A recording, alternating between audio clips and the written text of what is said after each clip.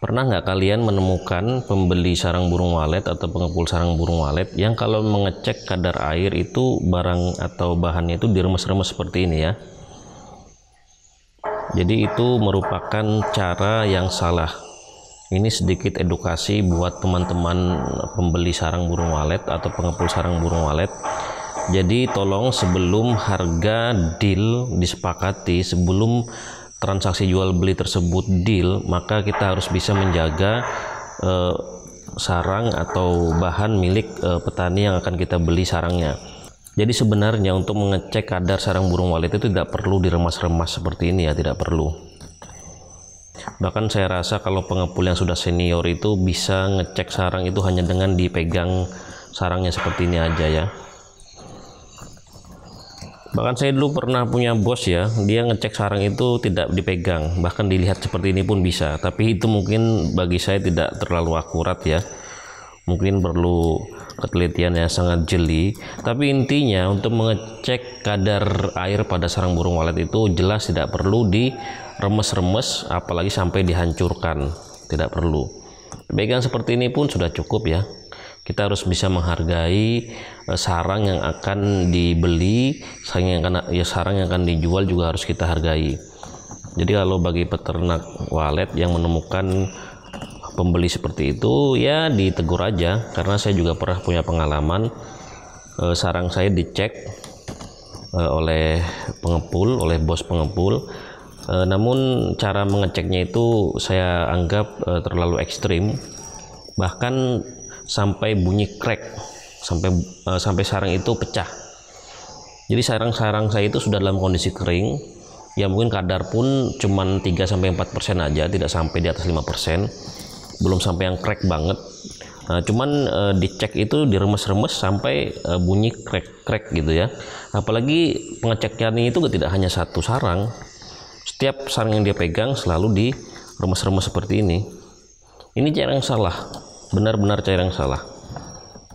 Setiap barang dipegang gini, ini kita belum tentu deal ya, belum tentu deal kita lepas atau kita beli, tapi sudah seperti itu kan sarang dari petani. Bagaimana ketika setelah kita remas-remas, apalagi sampai patah beberapa sarang, tapi ternyata sarang tersebut tidak jadi dijual. Nah itu kan tentu sangat merugikan bagi pemilik sarangnya ya.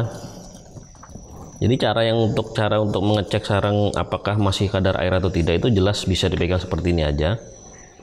Pegang seperti ini aja. Pertama, kalau dia memiliki kadar, dia itu akan terasa dingin. Akan terasa lembab. Tapi diusahakan tangan kita benar-benar kering ya. Jadi kalau tangan kita benar-benar kering, ketika kita memegang sarang yang dalam kondisi basah itu, dia akan terasa dingin dan akan terasa lembab. Kemudian ketika tekan-tekan sedikit gini, dia akan seperti jelly ya, seperti tidak melawan, tidak melawan atau tidak kaku. Sedangkan kalau sarang kering itu dia kaku, apalagi kalau sudah kering benar-benar kering crack itu benar-benar kaku seperti kaca tipis. Kita beri tekanan sedikit aja bisa ada kemungkinan bisa pecah. Nah jadi seperti itu ya, dipegang seperti ini aja, dipegang seperti ini.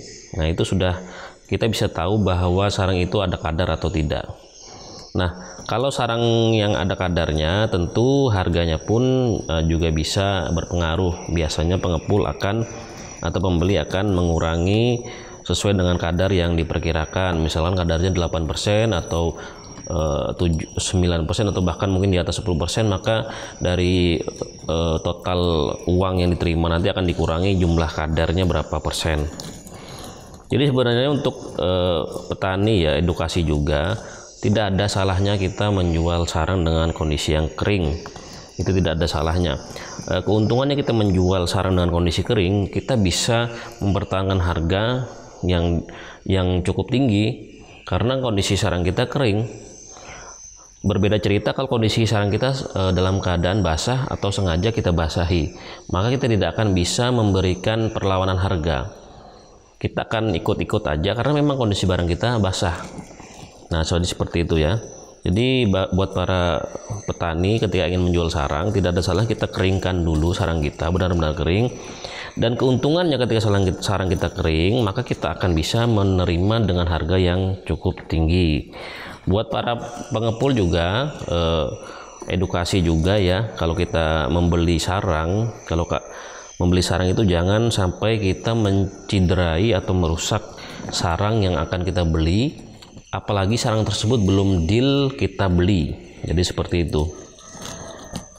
Edukasi untuk cara mengetahui, cara mengecek kondisi sarang apakah benar-benar kering atau masih ada kadar airnya.